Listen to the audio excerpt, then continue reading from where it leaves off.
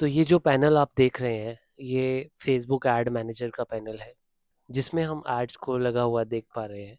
ये एड्स जो है ये हमारे ही एक स्टूडेंट की एडवर्टाइजमेंट जो है उसने ही कैंपेन सबमिट की है, और इसका हम लाइव रिव्यू जो है वो करने जा रहे हैं।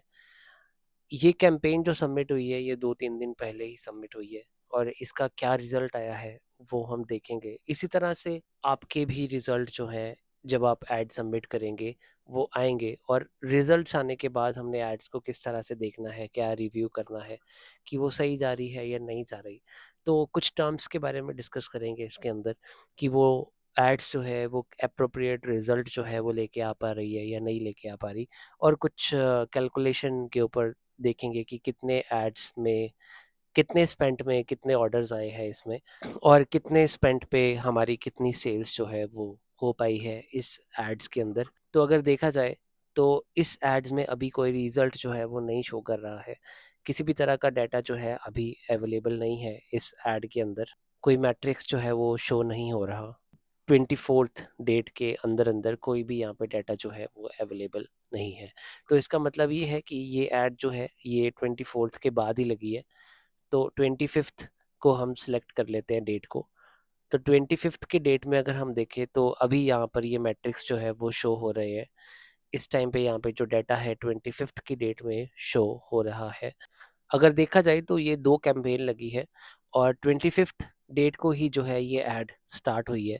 तो उसमें यहाँ पर अगर हम देखें तो वेबसाइट परचेज जो है वो एक कैंपेन में 13 है, और एक कैंपेन में 4 वेबसाइट परचेज है। तो टोटल 17 परचेज जो है वो यहाँ पे शो हो रही हैं। तो अगर हम देखें जो कॉस्ट पर रिजल्ट जो है, अगर हम पर परचेज देखें तो सेकेंड कैंपेन में 39 रुपीज़ में पर परचेज जो है वो आई है, और जो फर्स्ट कैंपेन में अगर देखें तो 123 रुपीज़ में एक ऑर्डर जो है वो उस कैंपेन ने लेके आया है। और अगर हम देखें तो जो 39 रुपीज़ वाली कैंपेन है ये एक अप्रोप्रिएट सीपीपी इसकी आई है कॉस्ट पर परचेज, और 13 ऑर्डर्स जो है इस कैंपेन ने ड्राइव किए हैं टोटल 507 रुपये में। तो 507 रुपये में 13 ऑर्डर जो वो लेके आई है सेकेंड वाली कैंपेन जो है।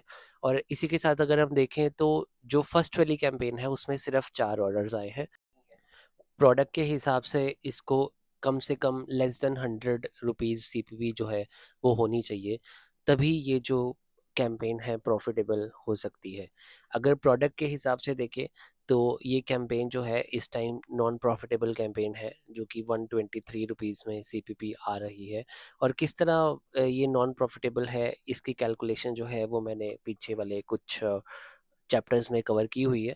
तो दोनों कैंपेन्स ने मिलके अगर देखें तो 1000 रुपये के आसपास जो है वो टोटल स्पेंड किया है एवरेज। तो इसकी कैलकुलेशन देखते हैं कि कितनी सेल्स जो है वो आई हैं 1000 रुपये में। तो जैसे कि अगर देखें तो 1500 रुपये का एक प्रोडक्ट जो है वो इस कैंपेन में सेल हो रहा है, और 13 ऑर्डर्स जो हैं टोटल आए हैं सेकेंड कैंपेन में। और तो 13 ऑर्डर्स के हिसाब से इस कैंपेन की जो सेल बनती है वो बनती है 19,500 रुपीज़। इस कैंपेन ने जो स्पेंड किया है वो किया है 507 रुपीज़। तो 507 रुपये में 19,500 रुपीज़ की जो टोटल सेल्स है वो ड्राइव की है इस कैंपेन ने। और 25 जुलाई को जो है ये सेल्स जो है एक दिन की सेल्स जो है एक कैंपेन ने, इस कैंपेन ने जो है वो ड्राइव की है 19,500 रुपीज़, जिसमें प्रोडक्ट का प्राइस था 1,500 रुपीज़, और टोटल अमाउंट स्पेंड हुई है 507 रुपये, और कॉस्ट पर परचेज आई है 39 रुपीज़, और टोटल जो सेल्स आई हैं वो आई हैं 13। और अगर यहाँ पर ऑर्डर्स गिरते, कम ऑर्डर्स होते, तो यहाँ पे टोटल सेल भी जो है वो भी इफेक्ट होती, वो भी गिर जाती। तो ये जो अगर हम देखें तो सेकेंड कैंपेन में 39 रुपीज़ सीपीपी आई है। वो 39 रुपीज़ जो सीपीपी आई है ये एक अप्रोप्रिएट सीपीपी है, और ये कैंपेन इस प्राइस के ऊपर, इस सीपीपी के ऊपर जो है हमारी प्रॉफिटेबल होगी। और अगर ऊपर वाली कैंपेन देखें जो 123 रुपीज़ सीपीपी आई है, तो ये जो है वो अभी अप्रोप्रिएट सीपीपी नहीं है।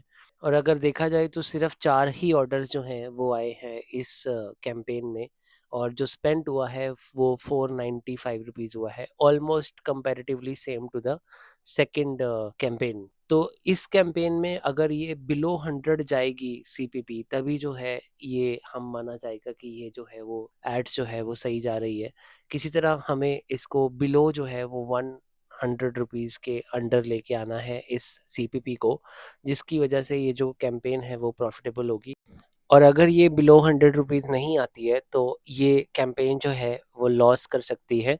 और इस वजह से इस कैंपेन को जो भी एफर्ट्स या मेजर्स लेने हैं इस कैंपेन को 100 रुपीज़ से नीचे लाने के लिए, वो हमें लेने पड़ेंगे। ऑल्सो ये अभी लर्निंग मोड में है कैंपेन, तो ये एक बहुत इनिशियल स्टेज हो जाएगी इस कैंपेन को जज करने के लिए। तो 2 से 3 दिन हमें जो है इस कैंपेन को और देने होंगे इसका फाइनल रिजल्ट लेने के लिए, और देखने के लिए कि ये सीपीपी जो है इनकी डाउन आ रही है या नहीं आ रही।